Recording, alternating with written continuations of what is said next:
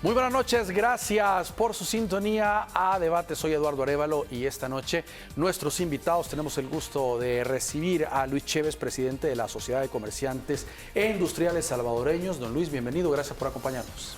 Muchas gracias por la invitación y gracias por tener la oportunidad de compartir en este prestigioso medio y sobre todo con la compañía de mi amigo aquí, Ramón Rivera.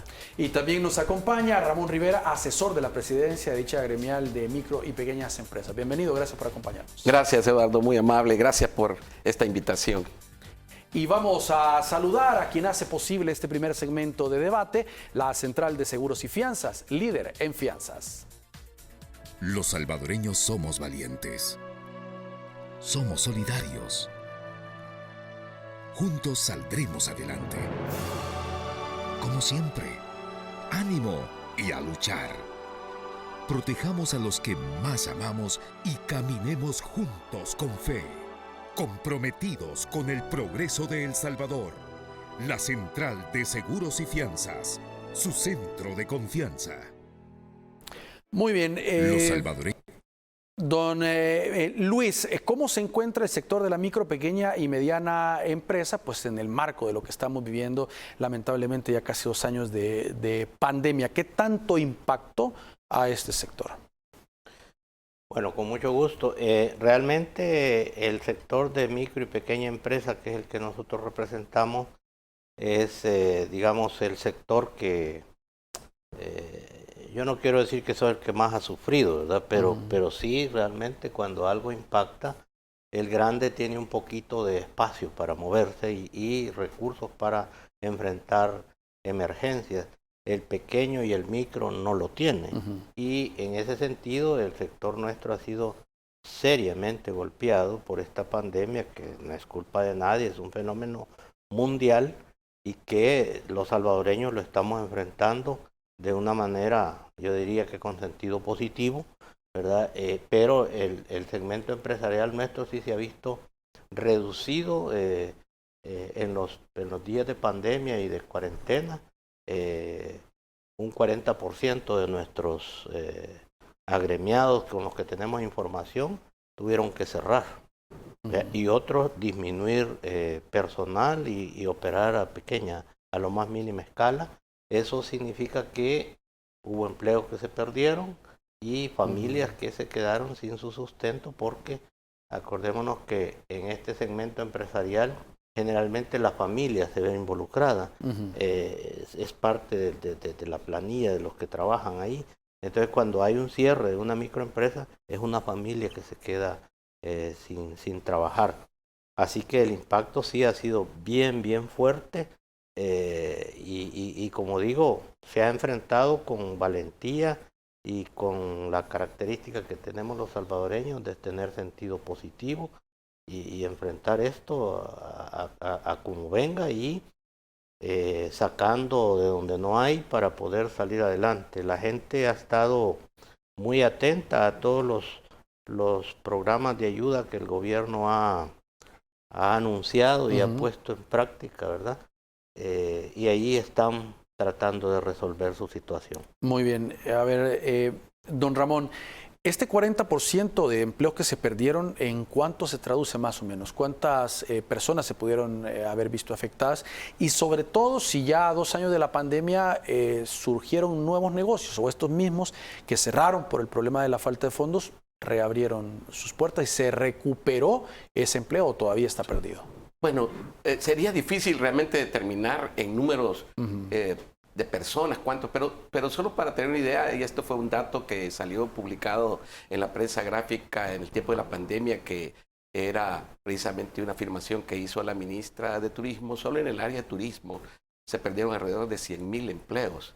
Que es una de las, digamos, de los sectores más afectados en la pandemia. Y desde luego muchos de estos empresarios del turismo, que son cafeterías, restaurantes, hoteles pequeños, son precisamente parte de nuestros agremiados. Algunos de ellos, ¿verdad?, no han podido abrir todavía y a otros han recuperado parte de esa actividad.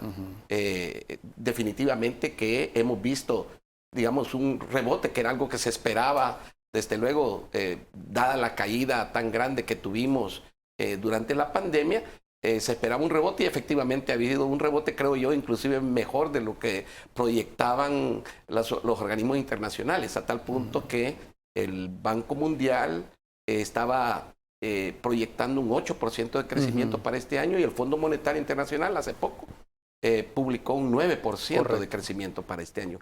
Desde luego que eso, como digo, es la recuperación que estamos teniendo de todo lo que perdimos en el año 2020.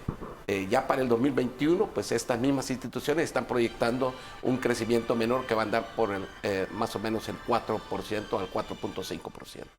Ahora, surgieron más empresas, se diversificaron, por ejemplo, del sector turismo, pasaron a otros rubros porque no me imagino al salvadoreño de brazos cruzados, es decir, cerré este negocio, entonces, bueno, ok, no vamos a trabajar, no vamos a comer, sino se rebuscó, como decimos, y buscó otras fuentes.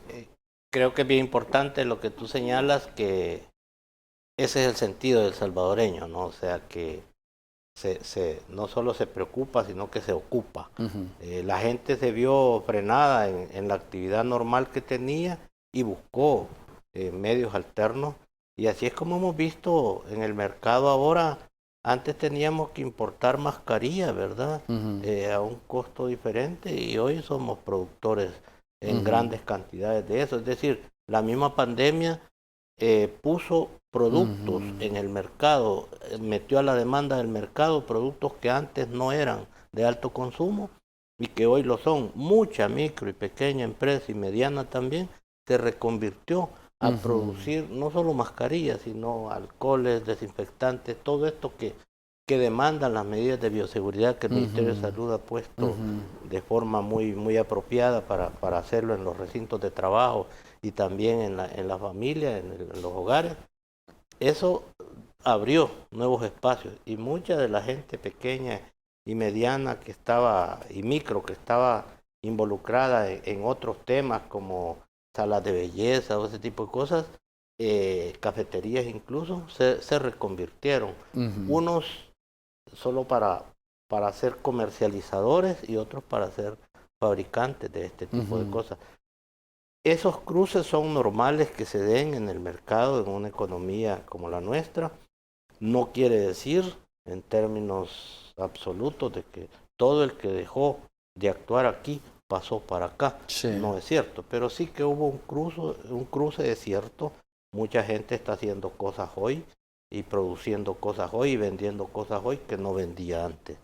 Pero es producto de esa reconversión y ese ingenio que tiene el salvadoreño. Y sobre todo yo diría de que el micro y pequeño empresario, como su inversión son $500, $1,000, $2,000, entonces como que le pone más chispa, más amor al trabajo, y de esa manera están saliendo adelante. Usted mencionaba, don Ramón, el hecho de esta gente, de este impulso que se genera para el crecimiento después ya de este periodo que pasó la parte del encierro, que fue muy difícil para los negocios, pero se está viendo estas proyecciones y este crecimiento. 9% dice el Fondo Monetario Internacional, son cifras muy alentadoras de primero recuperar lo que se había perdido y luego un crecimiento que se tendrá este año. Ahora, esto debe ser un impulso para un mayor crecimiento, porque algunos dicen, crecíamos a una tasa de 2-3%, el otro año pues volveríamos a las tasas habituales del país, no en una caída tan estrepitosa como tuvimos casi al menos 7%. Ahora, el punto es, esto debe de servir de un punto, sacar una ventaja, es decir, un punto de partida para buscar mayor crecimiento y apoyo hacia la micro, pequeña y mediana empresa. Bueno, debería de quizás... no tanto es el crecimiento en sí, porque como decía, este es más que todo un rebote, digamos, correcto, una recuperación realmente de lo que habíamos perdido. Pero yo sí creo que en ese sentido la pandemia ha tenido tal impacto en las políticas, inclusive gubernamentales, que no hay o no se ha definido realmente una estrategia de crecimiento económico. Eso es lamentable, digo, lamentable para el sector empresarial, el sector económico, de que, digamos, no tengamos una guía por lo menos no la conocemos, o una ruta por la cual vamos a obtener un mayor crecimiento del que teníamos antes de la pandemia. También hay otros factores externos que hay que reconocer, factores que afectan la escasez mundial de bienes y servicios que hay ahorita en el mundo. Va a impactar, los especialistas dicen que esta crisis se va a extender hasta el año probablemente 2023. Incluso el tema de los contenedores, Sí, claro. Son factores externos que están impactando. Que están impactando y que van a tener, desde luego, un efecto en el crecimiento económico de El Salvador. Todavía no estamos viendo, yo creo que nosotros estamos viviendo hasta cierto punto todavía una ilusión, porque en otros países ya hay escasez de combustible, por ejemplo, ya hay escasez de algunos bienes, ¿verdad? Y nosotros todavía creo que no hemos llegado a ese punto. Primero Dios que no tengamos que llegar a ese punto, pero es algo que ya se está viendo en algunos otros países. Esto, desde luego, va a tener un impacto en el crecimiento económico para el otro año. Don Luis, siempre se maneja esta afirmación de que quien genera la mayoría de empleos en nuestro país no es la gran empresa, ni es el gobierno, es el sector de la micro, pequeña y mediana empresa, el motor de la economía del país. Yo creo que siempre hay que verlas, como usted decía, de forma positiva las oportunidades para que las políticas gubernamentales vayan, como decía don Ramón, orientadas también a este fortalecimiento de una buena vez por todas. Yo creo que es una oportunidad de oro que tiene en este momento el gobierno, porque debemos de decir que este sector siempre ha existido. Cuando vemos la estructura de la pirámide empresarial del país, es menos del 1% la gran empresa. Entonces, todo el resto es mediana, y micro y pequeña es la mayor base de la pirámide, es la micro y pequeña empresa. Desde esa perspectiva, el mayor número de empleos lo genera este sector, y la contribución que hace al PIB es enorme también, claro. Y la generación de empleo es mucha. Entonces, de eso hay encuestas, hay números, y reflejan que la cantidad de empleos que genera la micro, pequeña y mediana empresa es bastante considerable. Y en tal sentido, creeríamos nosotros de que las políticas públicas deben estar orientadas precisamente a ese segmento y a ese sector, que es donde de veras se puede beneficiar a la gente que está en condición más precaria. No hablo solo de la estructura empresarial, sino del empleado que está en cada una de estas pequeñas empresas. En ese sentido, la política pública, si se orienta adecuadamente por los canales que consideren más pertinentes la dirigencia de nuestro país, será bienvenido. El sector está en espera y con la esperanza de que eso se llegue de una vez por todas, porque aquí han habido en el pasado bastantes iniciativas, digamos, pero que se publicitan demasiado y a la hora no reflejan o no surgen como un verdadero apalancamiento para que este segmento empresarial pueda salir adelante. Si vemos los países desarrollados, la estructura digamos, el tejido que tiene la micro y pequeña empresa en Japón, Alemania, cualquiera de esas, es enorme, y la contribución que hace es enorme, pero también así son las políticas orientadas para apoyar el sector. Muy bien, tenemos que hacer una pausa y ya regresamos hablando y abordando otras aristas de este importante tema. Muy bien, gracias por continuar con nosotros. Sabemos que los micro, pequeños y medianos empresarios, pues uno de los factores principales es el acceso a los créditos, don Ramón. Es fundamental para operar, y sobre todo cuando se vienen crisis como lo de la pandemia, es lo que más escasea, los fondos para poder invertir y estar moviendo ese capital. Pues el gobierno, a través de Bandesal, junto al BID, anunciaron una línea de crédito por $200 millones precisamente para estos sectores, para apoyarlos. Dijeron que estos fondos servirían para compra de maquinaria, inmueble, proyectos de construcción, entre otros. ¿Cómo ven ese anuncio? Bueno, lo hemos visto muy positivamente. La verdad es que ha ayudado ya a varias empresas que nosotros hemos tenido conocimiento, que han aplicado. Sin embargo, pareciera que los fondos están por agotarse, y todavía hay una gran cantidad de empresas que no han recibido, digamos, un apoyo, una ayuda. En ese sentido, como bien decía Luis anteriormente, la verdad es que el segmento es tan importante y tiene un impacto tan grande en la economía que debería de tener un mayor apoyo para poder desarrollarse aún más. Así que sí lo vemos positivamente, desde luego, pero creo que todavía falta mucho por hacer en ese sector. Hablaba el gobierno, los funcionarios de gobierno decían que hay una línea de crédito de estos fondos de 40 millones de dólares para empresas lideradas para mujeres, directamente para mujeres, y 160 millones para las MIPYMES. Así lo habían distribuido para que pudiesen optar de esta forma. Sí, eso es muy positivo, realmente. La mujer juega un papel importantísimo en nuestra sociedad. Es jefa de hogar, es jefa de...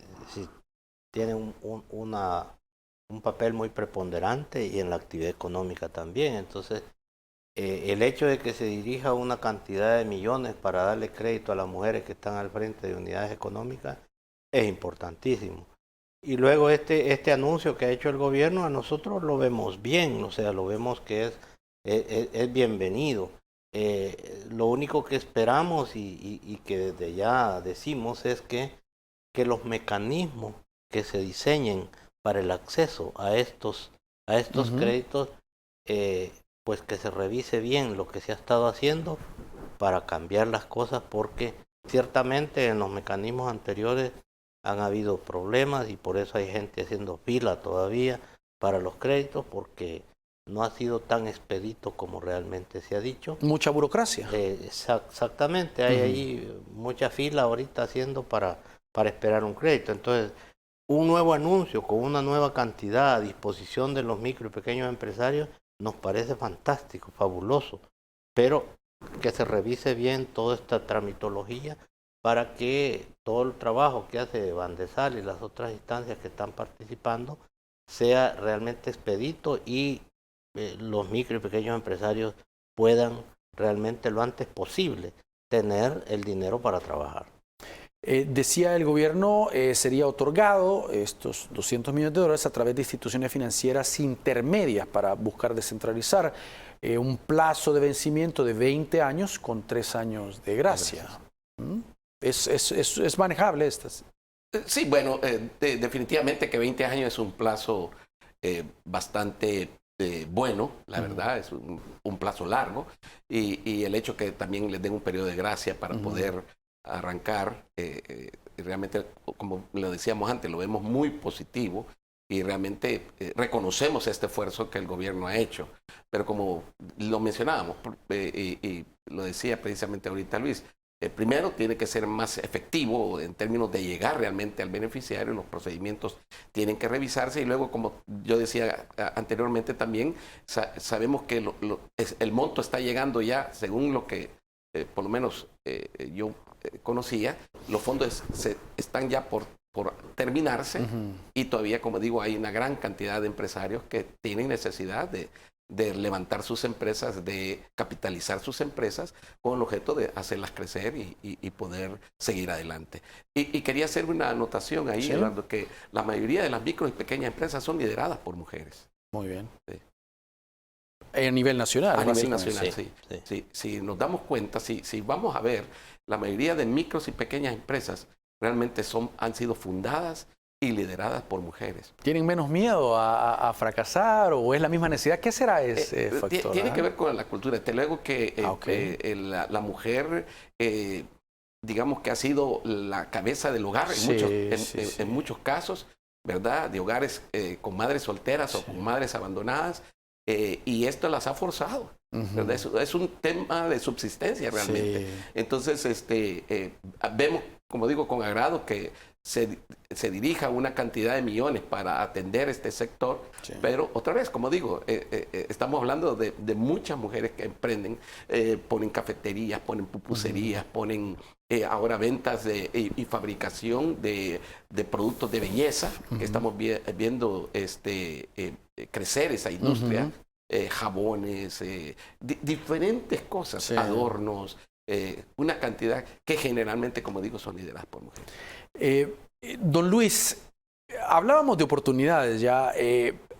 El sector de la micro, pequeña y mediana empresa que estábamos diciendo, pues es un pilar fundamental, pero hay muchas de estas empresas que no están legalizadas, legalmente constituidas, sino que es de ese pastel tan grande del sector informal. Hay muchos gobiernos que han hablado de buscar legalizar a este sector. Poco se hace realmente o poco se ha hecho hasta la fecha, pero digamos, el acceso a créditos a buenas tasas, a más apoyo a este sector, podría ser un gancho o un incentivo para que estas empresas digan, bueno, si yo me legalizo, pago impuestos, si estoy dentro del régimen legal, pues voy a tener acceso a estos beneficios y sea un atractivo para tener muchos más en regla. De hecho, así lo hemos visto nosotros. O sea, creemos que el poner el capital ahí a disposición, entonces viene alguien que está informal, lo primero que le dicen es regístrese aquí. Claro, claro. Entonces, ese regístrese aquí no necesariamente es regístrese en Hacienda, regístrese en todo lo demás. Pero al decir regístrese aquí para entrar a este crédito, es decir, es el primer elemento para que estas empresas se vayan formalizando.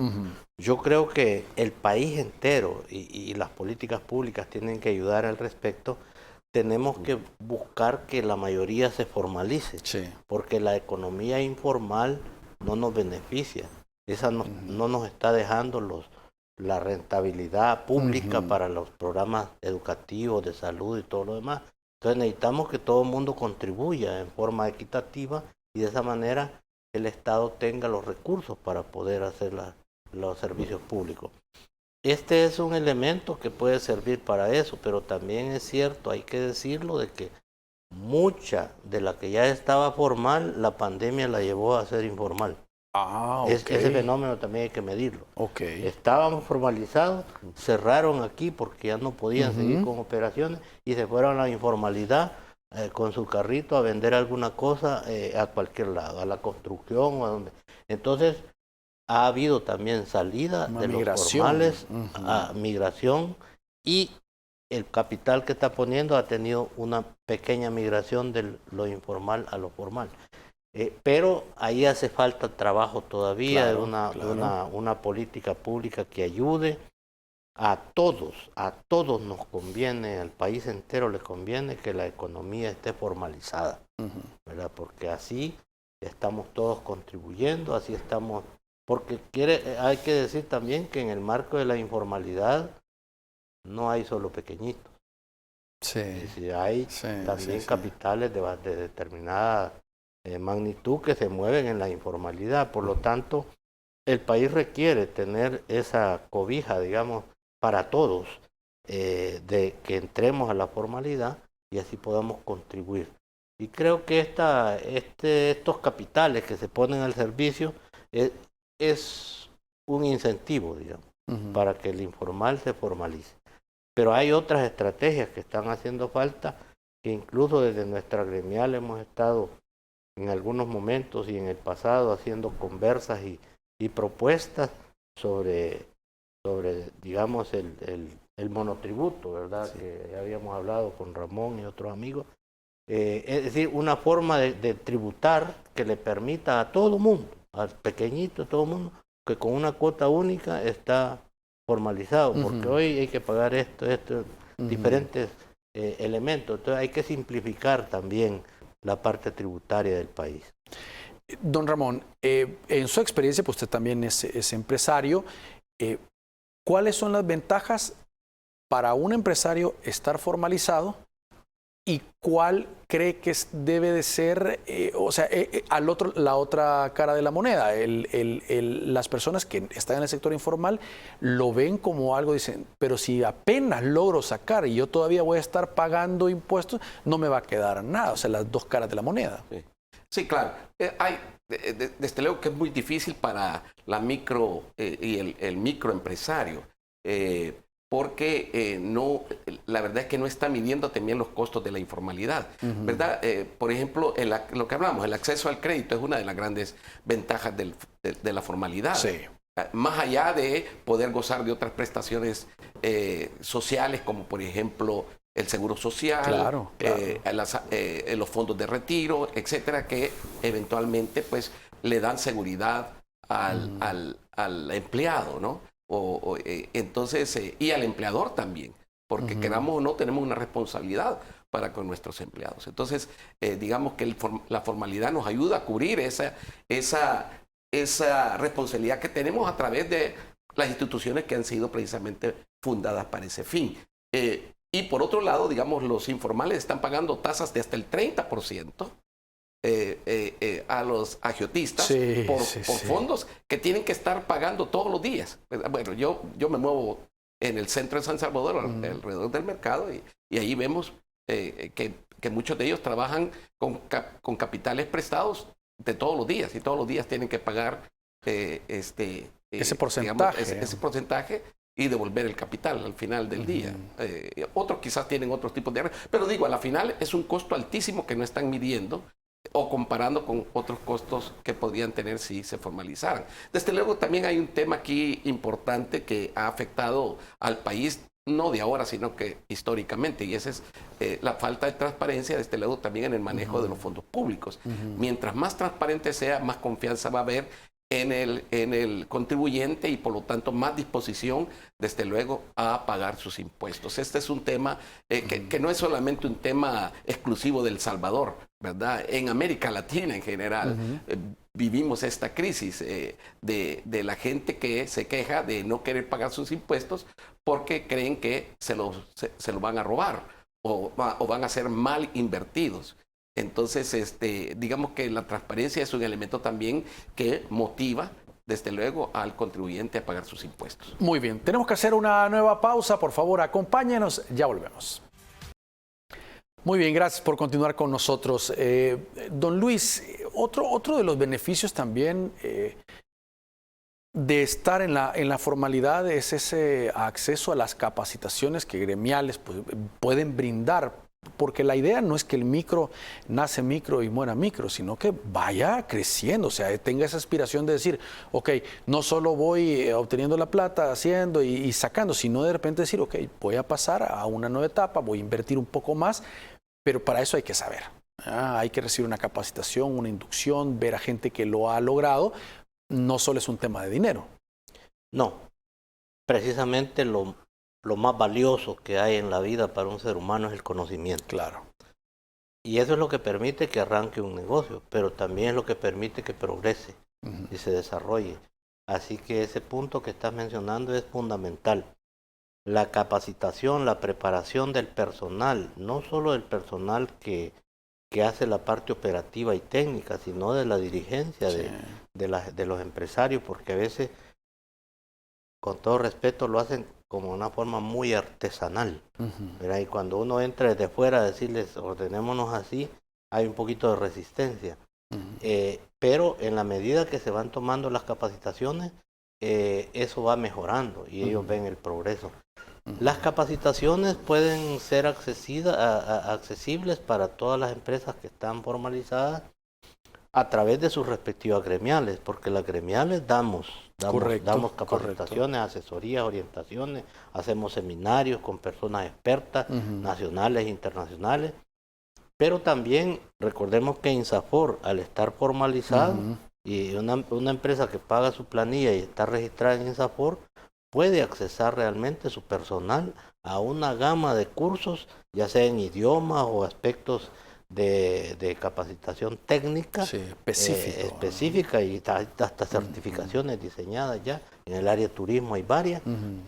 Entonces, todo eso es una gran oportunidad para el micro y pequeño que está formalizado. Por lo tanto, es un incentivo más que se tiene para poder, porque la idea es la que usted acaba de decir, no podemos que el que nació micro 30 años después esté micro, o sea, no. Esto tiene que ir generando un desarrollo y tienen que ir surgiendo nuevos también. Hoy que el gobierno anuncia esta oportunidad para los jóvenes que nunca han tenido empleo y darles un capital semilla para que inicien una empresa, una actividad económica, eso es fantástico, es muy, muy bueno. Pero allí en ese espacio de micro ya deben de estar otros subiendo a la parte de mediano, ¿verdad? Pequeño y mediano, es decir, va empujando y la pirámide se va transformando. Así que el tema de capacitación es fundamental, nosotros lo promovemos mucho, de hecho tenemos un programa anual de de charlas y seminarios que les damos a nuestros agremiados y es fantástico ver cuando alguien después de una capacitación está diciendo que ha facilitado sus procesos y le está yendo mejor. Nosotros hemos hecho muchas cosas en términos de aduana, en términos de hoy con la moneda nueva, el Bitcoin, con una serie de temas que son de actualidad. La parte legal la hemos estado también asesorando, porque muchas veces el micro y pequeño, por desconocimiento de las partes legales, caen en problemas tributarios o problemas de funcionamiento. Entonces, esa instrucción que le llega por estas vías que estoy diciendo es importantísima y es la que debemos aprovechar. Muy bien. Don Ramón, el presidente también ya lo mencionaba, pues don Luis anunció un nuevo subsidio a empresas que contraten a jóvenes, dijo el presidente, entre los 18 y los 21 años sin experiencia laboral. Decía otro sector beneficiado es el de los mayores de 40 años desempleados. Este es aparte de lo que estábamos mencionando, del otro rubro para las micro y pequeñas empresas, está otro proyecto que el gobierno, aunque todavía no ha dado en este último tantos detalles de cómo va a operar, pero es una noticia bastante interesante. Definitivamente que la recibimos con los brazos abiertos y otra vez de una manera muy positiva. Primero porque complementa precisamente la inversión que se está haciendo en el desarrollo de las micro y las pequeñas empresas, porque una de las cosas más difíciles que tienen ahora los empresarios es encontrar personal capacitado. Y muchas veces también por un aspecto más cultural, diría yo, nos cuesta darles oportunidades a los jóvenes. ¿Verdad? Tenemos demasiadas barreras mentales a veces en contra de la juventud por diferentes razones. Pero yo creo que esto abre nuevas oportunidades para estos muchachos, muchos de ellos muy capacitados, por cierto, algunos inclusive con estudios universitarios que no logran ubicarse en el mercado laboral. Hoy no se diga gente mayor. Definitivamente aquí es un pecado cumplir más de 40 años desde el punto de vista laboral, ¿verdad? Si vemos los anuncios de búsqueda de personal, ¿verdad? Nos vamos a dar cuenta que el segmento de las personas arriba de los 40 años es un segmento bastante marginado. Los quieren jóvenes de 18 a 20 años con 10 años de experiencia. Sí. O sea, no existe, ¿verdad? Claro. Pero, como digo, vemos esto como una gran oportunidad realmente para estos dos segmentos de la población y aplaudimos esta iniciativa. Ojalá otra vez, como decíamos primero, que el procedimiento para aplicar a estos beneficios sea totalmente claro, sea fácil, para que sea práctico y además de eso sea totalmente transparente. Decía el presidente, por lo menos en los esbozos que daba a conocer de esto, las empresas recibirán un subsidio, decía, de $200 al salario de la persona que contraten. Los empresarios pondrán la contraparte hasta llegar al salario mínimo vigente, o si le quieren pagar más, pues mucho mejor la cosa. Sí, yo creo que es importantísimo y es un buen incentivo. Todos los años se dice que hay como 40, 50 mil bachilleres que están afuera y andan en el mercado laboral porque no todos ingresan a la universidad. ¿Y cuántas oportunidades de empleo tenemos hacia ellos? Realmente ni el 10%. Sí. Entonces, hay una gama, una buena masa de personal ya con una ilustración académica que podría ser muy útil en las empresas, incluso algunas de ellas, como Ramón decía, incluso conocemos egresados y graduados de universidad que no encuentran empleo.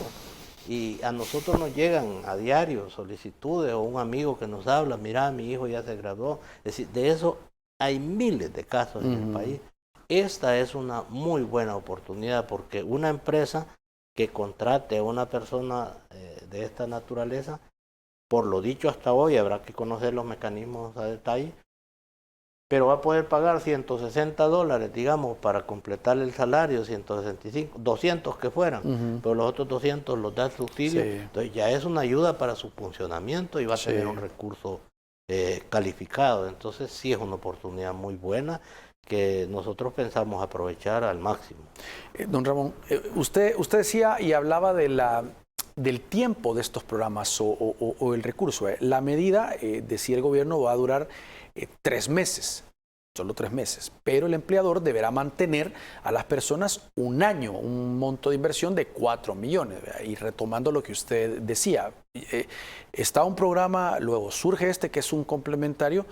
¿Por qué no hacerlos un poco más permanentes? Esa podría ser la tónica. Es decir, si el gobierno ve que va caminando, va funcionando, se va generando, las empresas lo reciben bien, inyectar un poco más de fondo a esto y decir, mire, ya no van a ser 3 meses, sino que lo vamos a hacer 6 meses, y irlo prolongando para generar pues esta cantidad de jóvenes, colocarlos en el mercado laboral. Como decía, aplaudimos la iniciativa, sin embargo yo la mencionaba anteriormente también, que la falta de políticas congruentes a veces no permiten que estos programas tengan, digamos, una visión estratégica de mediano y largo plazo, sino que son programas a veces inmediatistas que persiguen nada más beneficios de corto plazo, inmediatos.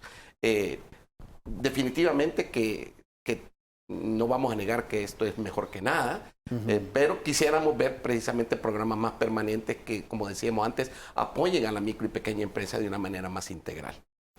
En el caso también hay gente que dice, mire, cuando yo necesito de repente jóvenes con alguna experticia, pues me cuesta encontrarlos, o sea, una cajera o alguien que tenga un conocimiento, y para eso sirven mucho estas bolsas de empleo, este tipo de empresas que faltan mucho en nuestro país, como de colocación, que puedan llegar y decir, bueno, mire, ¿qué necesita? ¿Necesita esta experticia en joven? Aquí está, este joven ya está capacitado, pasó por INSAFORP o pasó por otras instituciones y ya tiene estas habilidades para suplir a las micro, pequeñas y medianas empresas que lo necesitan en este caso. Esa podría ser otra política también importante para preparar a los jóvenes, don Luis. Sí, yo creo que hay que ser muy reflexivo, y para mirar adelante y no equivocarnos hay que saber dónde estamos parados y qué se ha hecho atrás también, porque no todo lo pasado era malo ni bueno, ni todo lo que viene es bueno ni malo, o sea, es simplemente la situación que se va viviendo. Pero yo recuerdo que en el pasado el Ministerio de Hacienda, el Seguro Social, tenía unos programas interesantes donde los estudiantes universitarios se les permitía hacer horas sociales y le daban un pequeño estipendio para un almuercito, una cosa así, pero el chico estaba fogueándose ya en la Dirección de Impuestos Internos, en otras direcciones del Ministerio, en el Seguro Social, en la División Comercial, afiliando patronos, en fin, una serie de cosas, y posteriormente creaban ya plazas permanentes de medio tiempo, de tal manera que el estudiante de ahí sacara para seguir sus estudios. Es decir, era una estrategia con una visión muy buena de formación de recursos humanos y la oportunidad que le daba a esta masa de empleados, de trabajadores, de jóvenes, digamos. En tal sentido son cosas que habría que ver de qué manera podemos arrancar con una estrategia que permita sostenibilidad en esto, porque los chicos están allí, están capacitados y tienen ganas, tienen deseo de trabajar, pero si vemos nosotros las bolsas de empleo y la gente que busca profesionales son un poco ingratos, porque quieren de 25 años, lo quieren con licenciatura, maestría y 10 de experiencia. Oiga, tuvo que graduarse a los 15 entonces, o sea, somos incongruentes a veces en eso, pero hay gente muy capacitada, con varias certificaciones incluso, y que están con los papeles en la mano y sin oportunidad. Yo creo que este tipo de programas debe de orientarse más a darle sostenibilidad y no solo de la inmediatez, que es buena también, pero no es suficiente. Muy bien, tenemos que hacer la última pausa del programa. Por favor, acompáñanos. Muy bien, gracias por continuar con nosotros.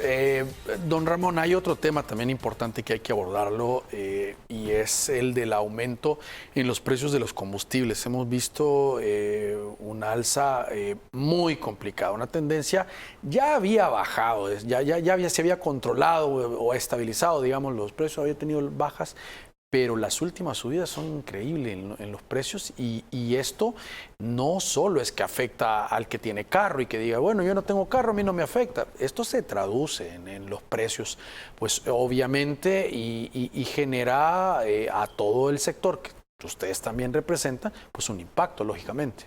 Sí, como lo había mencionado yo anteriormente, estamos viendo un fenómeno realmente mundial, que tiene que ver no solamente con el precio del petróleo, aunque el precio del petróleo también ha venido subiendo, pero que tiene que ver con la crisis del transporte a nivel mundial que existe, y donde yo había mencionado que inclusive hay países que están teniendo problemas de provisión de combustibles. Inclusive hay estados en Estados Unidos que están teniendo escasez de combustible, precisamente porque no hay pipas disponibles para transportar el combustible de una ciudad a otra.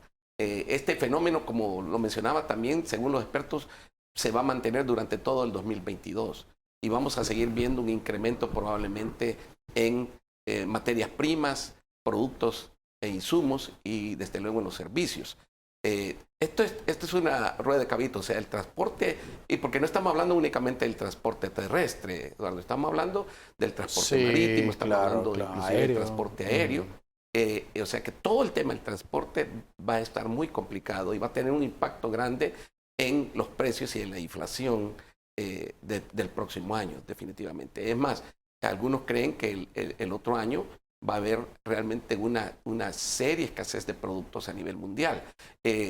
Las últimas noticias también nos indicaban que en China inclusive hay racionamiento de energía eléctrica precisamente porque hay escasez de carbón para producir energía en algunas ciudades chinas. Entonces, el tema es complicado y China es la gran fábrica del mundo, ¿verdad? Si China se para, casi que el mundo se para.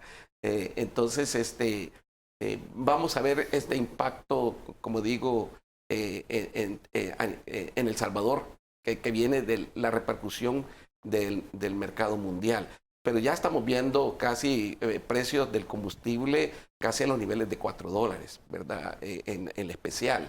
Y el diésel que ya anda arriba de los 3.30 por ahí, según vi el último anuncio del momento de precios. Entonces, este es preocupante, nos preocupa desde luego como empresarios, porque esto nos viene en un momento también crítico, en el momento de la temporada navideña, donde el aumento de precios va a hacer que la gente priorice sus compras. De hecho, ya estamos viendo un impacto en la tendencia económica, en la tendencia de compras en los comercios, donde veníamos, digamos, con una tasa de crecimiento muy buena, superando inclusive el 2019, y hemos empezado a ver que ese crecimiento se ha empezado a desacelerar.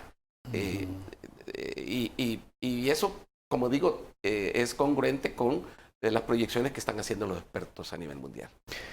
Don Luis, el transporte de carga, por ejemplo, si bien el transporte de pasajeros tiene un subsidio, igual dice que no les alcanza y que están viendo otras alternativas, el transporte de carga dice, mire, nosotros no tenemos subsidio, así que nosotros le vamos a subir a los fletes, le vamos a agregar ese costo extra por galón al transporte y obviamente pues el producto viene más caro al país de donde se lleguen los barcos o los aviones, y esa materia prima llegará a los empresarios también con un precio más elevado, se va a trasladar al usuario, lógicamente, es un impacto directo. Sí, este es un impacto que lo sufre toda la población. O sea, de repente alguien dice, pero eso le va a impactar, como decía usted, el que tiene carro. No, un momento. En el huevito que se come en el desayuno, ahí también ya de repente el cartón de huevo ya no vale 4.50, sino que 5. Y de repente, bueno, un centavito a cada huevo, sí, pero ya hace la diferencia. Entonces, eso se traslada a toda la población y el empresario tiene razón, tiene una estructura de costos. Y si le mueven el piso a la estructura de costos, entonces tiene necesidad de hacer un ajuste de precios. Pero tenemos situaciones delicadas, por ejemplo, hay restaurantes que están comprando la carne más cara, los vegetales más caros, pero no le pueden subir al plato porque entonces el cliente se resiente. Por lo tanto, sí es una complicación para operar del empresario y por eso es que estas crisis de alza de costos restringen la demanda, como decía Ramón. O sea, si alguien que estaba vendiendo en tantos miles, de repente como ya está más caro, la gente prioriza. Entonces ya no va a un restaurante, sino que se queda a comer en casa. Entonces eso hace que el volumen de la actividad económica se reduzca también y eso no es bueno para el país. Estas crisis tenemos que buscar la forma de cómo resolverlas y ciertamente el sector privado siempre estamos positivos y con ganas de seguir adelante y haciendo lo que haya que hacer dentro del término legal y honesto para salir adelante con nuestras oportunidades de negocio. Y ahí es donde uno espera de que todas las políticas públicas sean congruentes y acompañen estos esfuerzos del sector privado para que al final toda la población tenga la oportunidad de mejorar. Don Ramón, decía, si bien los precios son internacionales, o sea, no se fijan en El Salvador, pero hay una cadena de impuestos pues, que se ponen. Veíamos en las publicaciones de ahora, ayer en la noche lo ponía, el gobierno de Honduras tomó la decisión y dijo, nosotros vamos a dar un subsidio para que los precios se estabilicen. Mientras dura la crisis, el precio va a valer lo mismo, ese costo lo vamos a sacar de los impuestos, lo vamos a mantener para que no suba y toda esa cadena que estamos hablando no sufra un impacto. Es decir, aunque no está en manos regular el precio de un gobierno, pero sí puede tomar algún tipo de medidas como para paliarlo. ¿Cree que es necesario que en el país también se pueda hacer un análisis sobre cómo ver menos el impacto de los combustibles? Definitivamente que en estos tiempos de grandes retos tenemos que ser cada vez más creativos, Eduardo. Y no sé si el subsidiar por esa vía, digamos, el costo de la gasolina es realmente lo más indicado, porque ese es un subsidio generalizado que no siempre es bueno para el país. También tenemos que reconocer que la presión sobre los ingresos tributarios ya es bastante alta. Entonces tenemos que ser realistas también, pero sí tenemos que ser más creativos. Y yo creo que otra vez el gobierno juega un papel muy importante con políticas públicas, con estrategias públicas, sectoriales que nos permitan realmente sacarle provecho a las oportunidades que también se están abriendo. Todo cambio trae problemas y oportunidades. Depende de cómo los afrontamos. Y El Salvador tiene hoy, en estos tiempos, como decía, de la era del conocimiento, tenemos grandes oportunidades hoy. Ya no importa en qué parte del mundo está la persona. Puede estar trabajando en donde sea, en Inglaterra, en Brasil, en China. O sea, se están abriendo oportunidades. Claro. Y nosotros debemos de estar alertas y listos para sacarles el mayor provecho. Y ahí es donde creo que hay un gran reto todavía para el gobierno en términos de establecer precisamente estrategias que permitan aprovechar estas grandes oportunidades que se están dando. Muy bien. Y don Luis, el tema del Bitcoin, ¿cómo lo han recibido ustedes? Por lo menos sus agremiados tienen temor, ya lo entienden, lo están utilizando, todavía no, ¿o qué han podido percibir ustedes? Bueno, nosotros en principio cuando se anunció esto, lo que hicimos fue hacer unas conferencias, unas charlas para dar ilustraciones generales de cómo esto se veía a nivel mundial, porque recordemos que aquí se anunció y se aprobó la ley, pero todavía no se tenía en realidad la parte reglamentaria de cómo iba a operar. Pero en términos concretos, hoy día nuestra gente realmente no es que se avalanchó a eso. Están funcionando, la mayoría están funcionando normal. ¿En dólares? En dólares. Es más, estamos teniendo los casos de pequeños restaurantes, por ejemplo, donde ya hay gente que ha llegado a decir, mire, yo voy a pagar en Bitcoin. Y ellos le dicen, mire, aquí hicimos la solicitud del POS que el gobierno ofreció y todavía no tenemos el mecanismo. Entonces, disculpe, no lo tenemos. Entonces la gente paga en dólares y no ha pasado nada.